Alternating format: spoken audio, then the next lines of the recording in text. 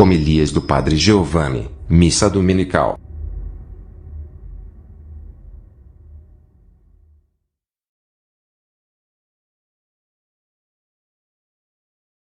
Escutam minha voz estão elas a escutar. Eu conheço então as minhas ovelhas, que me seguem comigo a caminhar. Aleluia, aleluia, aleluia, aleluia.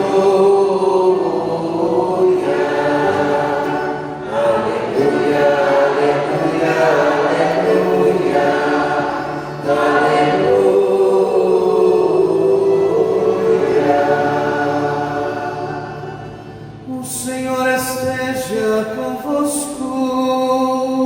Esteja no meio de nós. Proclamação do Evangelho de Jesus Cristo segundo Lucas.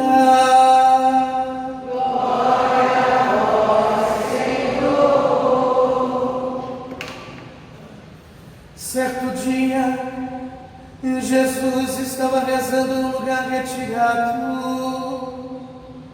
e os discípulos estavam com ele. Então Jesus perguntou-lhes: quem diz o povo que eu sou?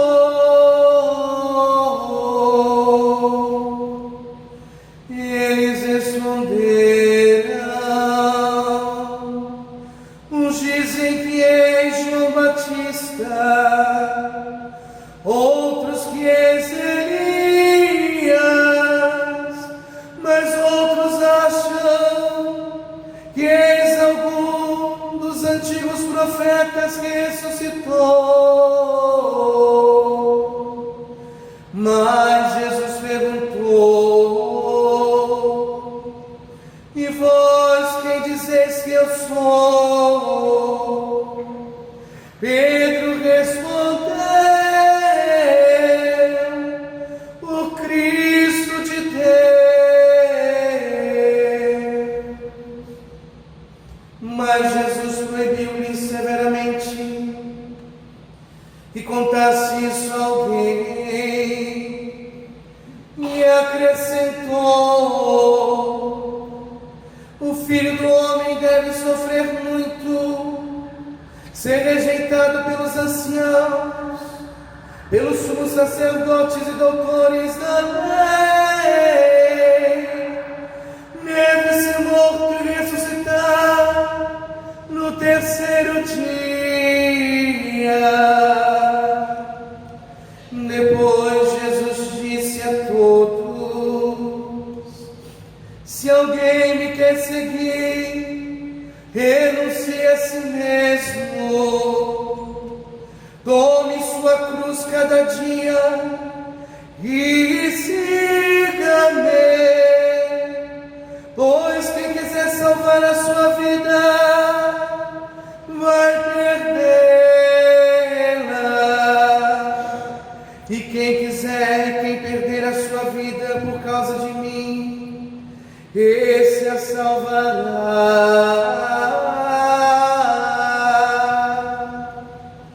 Palavra da salvação. Glória a vós, Senhor.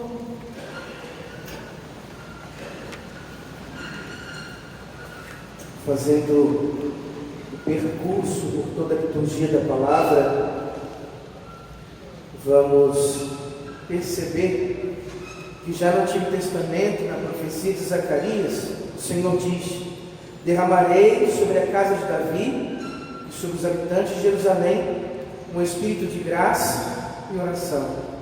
Eles olharão para mim.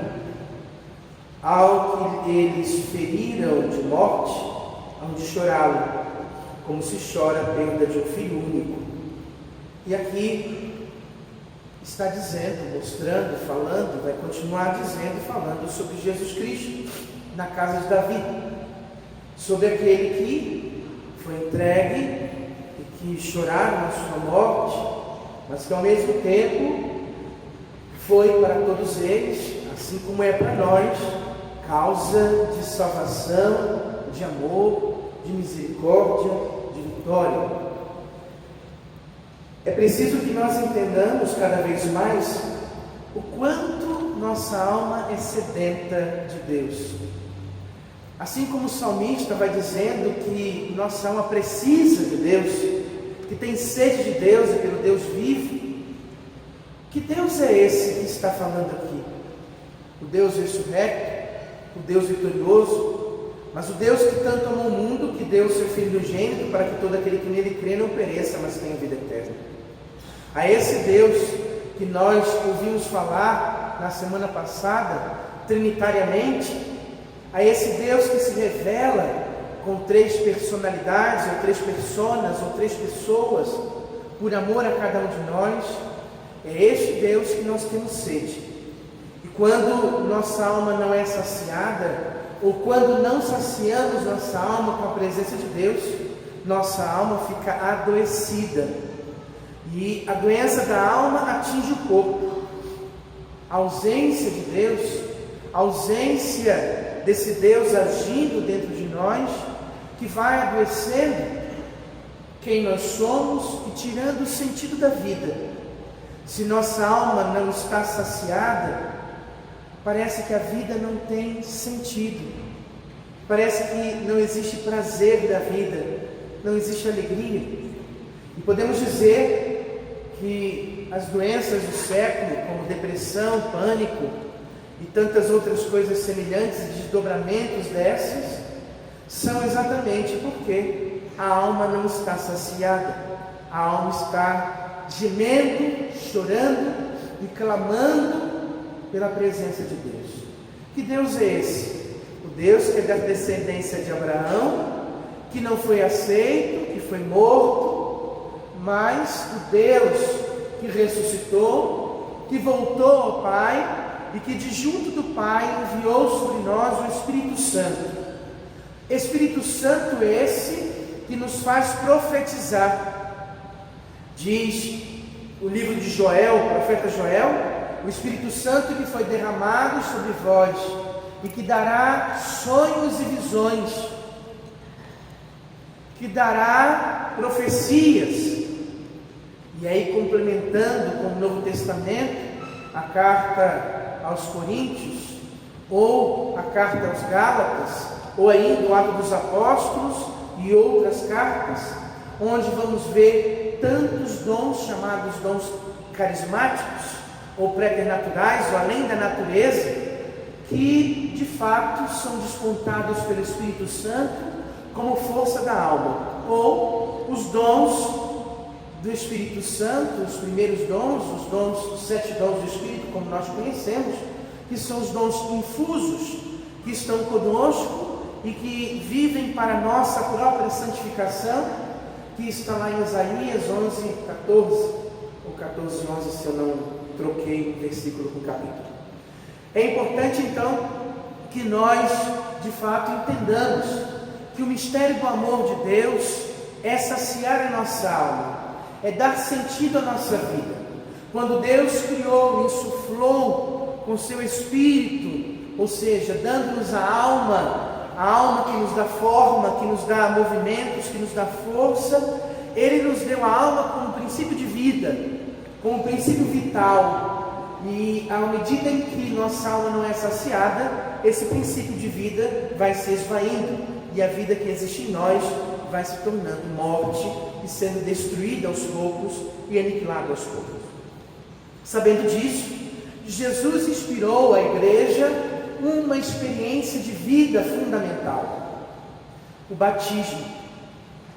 Se o pecado nos roubou a vida, se a concupiscência nos rouba a vida, nós temos dado pelo Senhor o sacramento do batismo, que nos confere uma vida e vida em plenitude, uma vida abundante, que nos confere uma vida de cristãos, que nos confere uma vida real de unidade com Deus, e que nos dá a graça de também participarmos desse carral Israel, desse povo de Israel, o novo carral Israel, o novo povo de Israel, que vem da descendência de Davi, e que vem da descendência de Abraão, que passa pela descendência de tantos homens e mulheres, de tantas gerações, que foram e serviram o Senhor com toda intensidade, porque pelo batismo somos configurados a Cristo, pelo batismo participamos do corpo místico de Cristo, como São Paulo vai nos dizer, e ali participando desse corpo místico, recebemos todas as graças e bênçãos que necessitamos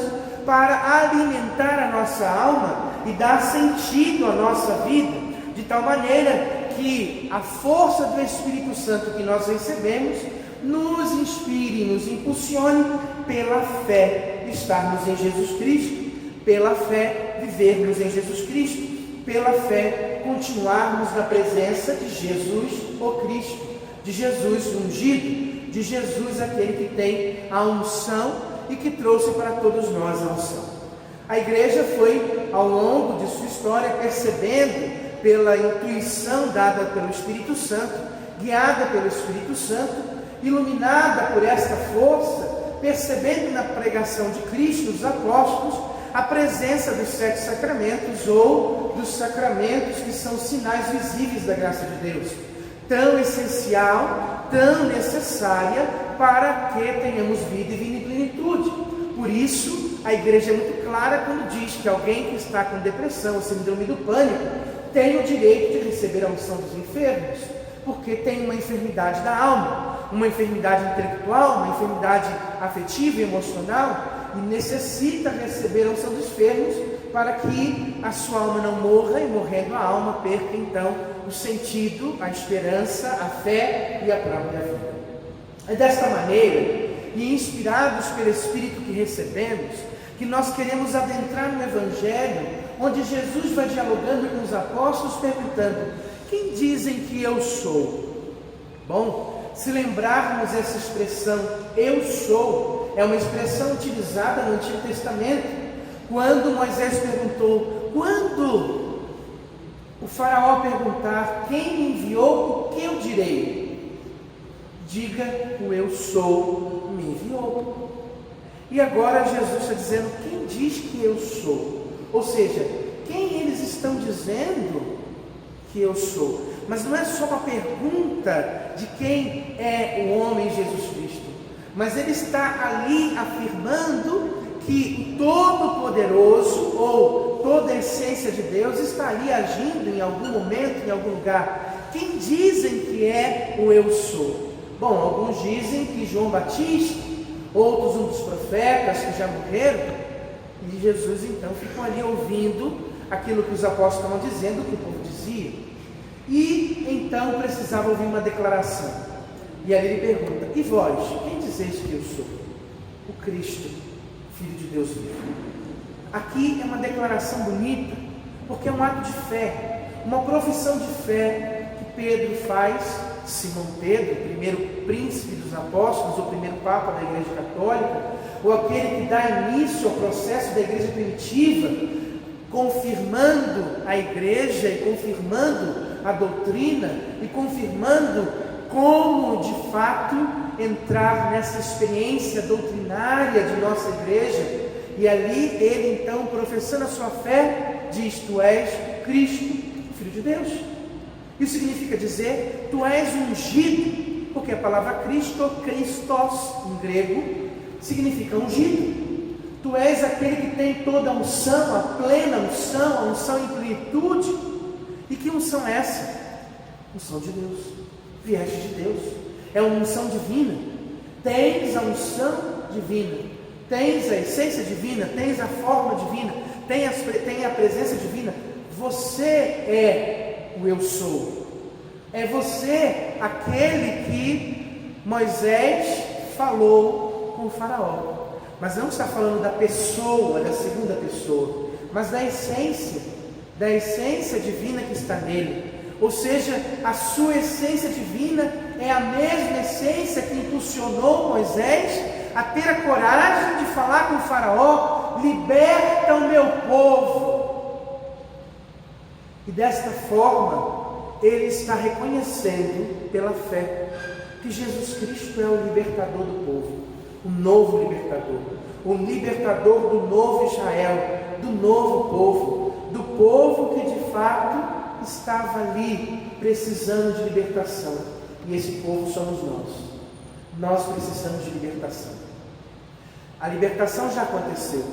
Jesus já morreu na cruz e já ressuscitou, é claro. Está vivo, verdadeiro. Mas no já e ainda não da teologia, somos salvos. Mas ainda precisamos fazer uma experiência de salvação. Cristo já nos salvou, mas nós ainda precisamos marcar a nossa alma com essa salvação.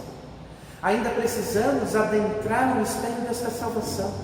Ainda precisamos ir além do que fomos até hoje, para permitir que este Salvador penetre em nossas almas, nos ensinando todas as coisas, para permitir que este Salvador venha ao nosso encontro, para restaurar toda a nossa vida, para dar a remissão, para nos fazer homens novos, pessoas novas, transformados pelo Espírito Santo. É importante, amados irmãos e irmãs, o nosso ato de fé no dia de hoje. Assim como São Pedro fez seu ato de fé, dizendo: Tu és o Cristo, Filho de Deus, nós também precisamos fazer o nosso ato de fé, reconhecendo Jesus como e quem Ele é. Depois ele vai falando sobre a sua paixão, morte e ressurreição. Pede aos discípulos, os apóstolos, que fiquem em silêncio. E diz no final: bom, agora que vocês já sabem que eu sou o Eu Sou, o libertador, agora que vocês já sabem que o meu método de libertação não é um reinado com um trono de ouro, de ofiro, ou coisa semelhante, mas o meu trono é a cruz, por onde vou morrer, por onde depois viverei eternamente na ressurreição. Agora eu vos digo: se você quer me seguir, é preciso você abrir mão de você mesmo. É preciso abrir mão de muitos sonhos.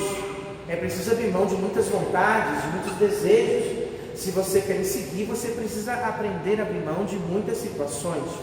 Mas, mais do que isso, além de abrir mão de si mesmo, renunciar a si mesmo, você precisa entender que você tem uma cruz e que você precisa tomar essa cruz sobre você, ainda que ela seja pesada, e me seguir.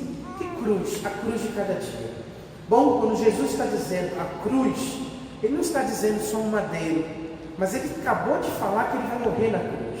Então Ele está dizendo para nós que nos é necessário morrer para muitas coisas, que nós precisamos morrer e ressuscitar com Ele, que precisamos abandonar o homem velho com suas concupiscências, com suas razões, para viver um homem novo. E aí nós entramos, é claro, na experiência do livro de Gálatas, onde o autor vai nos trazer um radar sobre o homem novo e o homem velho.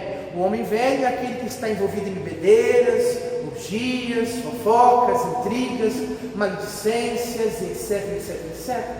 E o homem novo é aquele que tem os frutos do Espírito: o amor, a paciência, a bondade, a afabilidade, a temperança, bom, e assim por diante.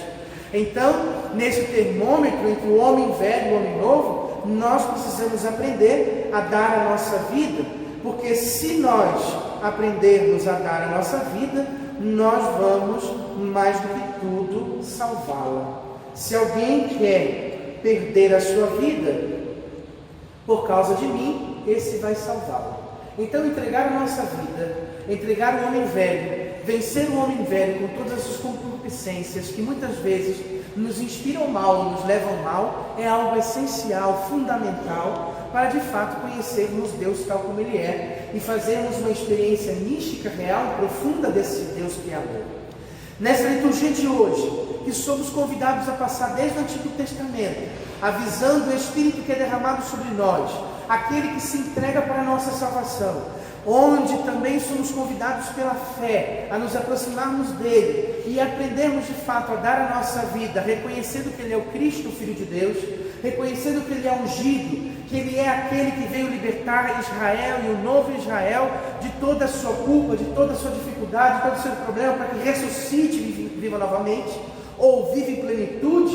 Então nós precisamos entender que o propósito de toda a liturgia de hoje para cada um de nós é muito maior do que aquilo que a gente esperava.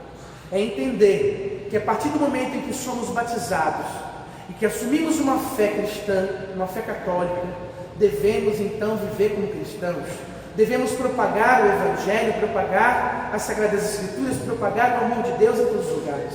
Não dá para receber o Evangelho e sermos batizados e não sermos testemunhas do amor, e não sermos testemunhas do eu sou, e não sermos testemunha do Cristo, e não sermos testemunhas daquele que morreu, ressuscitou e está vivo no meio de nós, falando conosco. Como o profeta assim disse no Antigo Testamento, nós também temos que nos tornarmos profetas neste tempo. Por isso eu insisto e muito de que somos missionários e evangelizadores. Esta é uma tecla que, se preciso for, baterei todos os dias. Nós somos os missionários e evangelizadores desse tempo, que precisamos ir às praças evangelizar, que precisamos ir nas escolas evangelizar, que precisamos ir nos bares, nos mercados, que precisamos ir nas vielas, nos condomínios, nas ruas, em todos os lugares evangelizar. Não podemos ficar como cristãos estagnados. Nós que somos aqueles que reconhecem o Cristo, o Filho de Deus, nós que somos batizados, precisamos ser testemunhas desse amor, testemunhas dessa misericórdia. Não me cansarei de dizer: saiamos dos nossos lugares para levar o amor de Deus aos outros.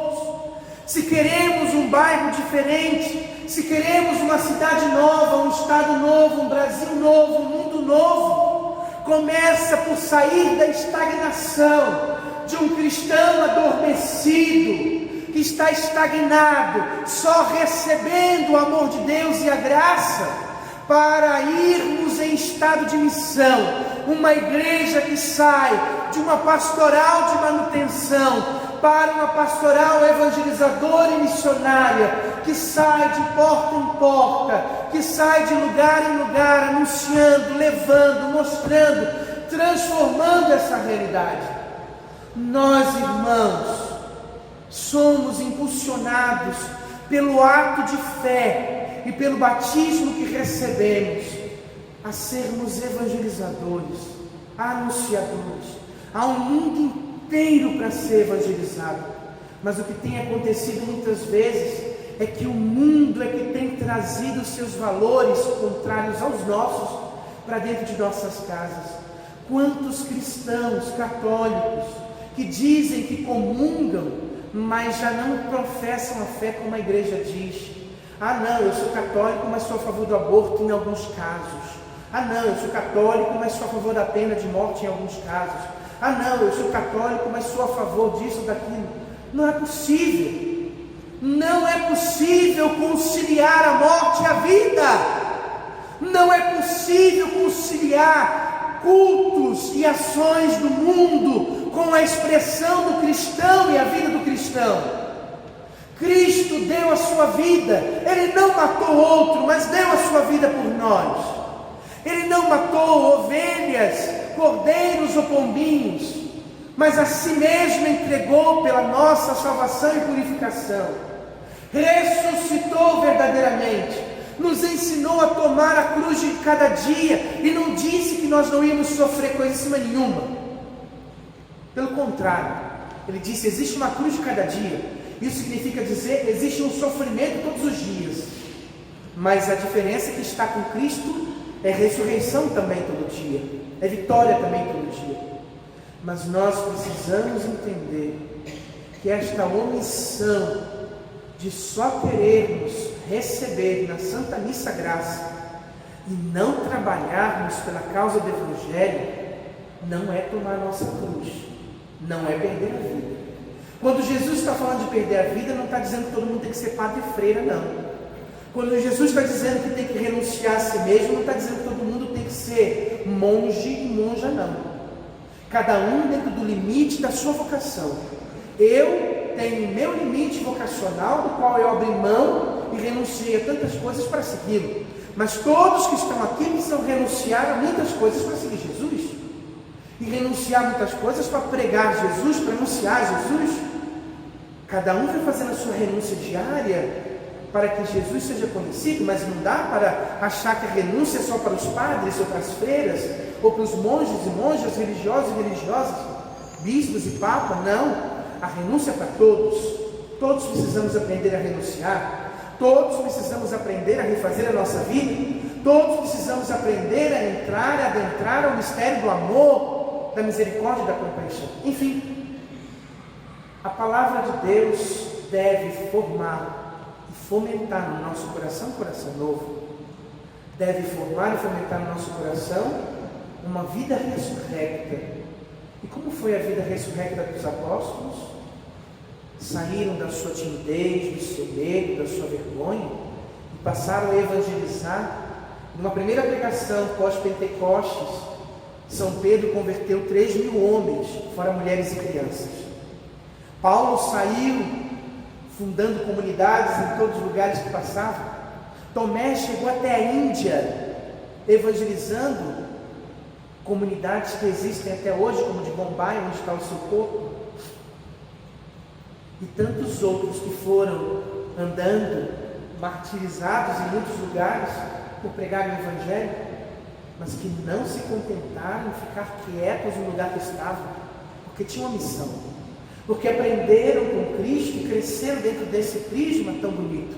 E nós, já viemos depois de tantas coisas bonitas, tantos santos que nos ensinaram tantos caminhos, ou que nos mostraram um único caminho, mas com formas diferentes de se seguir. E nós ainda vamos ficar na omissão, estagnados? Há tanto que se fazer, há tantas pastorais necessitando de ajuda, há tantas coisas para se fazer, círculos bíblicos. Você já começou um círculo bíblico no seu condomínio? Pois comece. Se você não quer começar um círculo bíblico, comece um grupo de texto no seu condomínio, comece um grupo de partilha, um grupo de oração, ou um grupo carismático, mas evangelize seu condomínio. Ah, no meu condomínio não é permitido, mas dentro da sua casa é. Você pode receber quem você quiser na sua casa para fazer o que você quiser. Então, convide um vizinho, 2, comece assim, e depois vá em frente. Mas nós não podemos ficar estagnados. Há uma missão, uma obra para ser feita. E é você, sou eu, que o Senhor conta no dia de hoje, para fazermos com que esse Evangelho se torne vivo e real entre nós. Que Deus nos abençoe e nos dê a força de construir um novo reino e um novo mundo.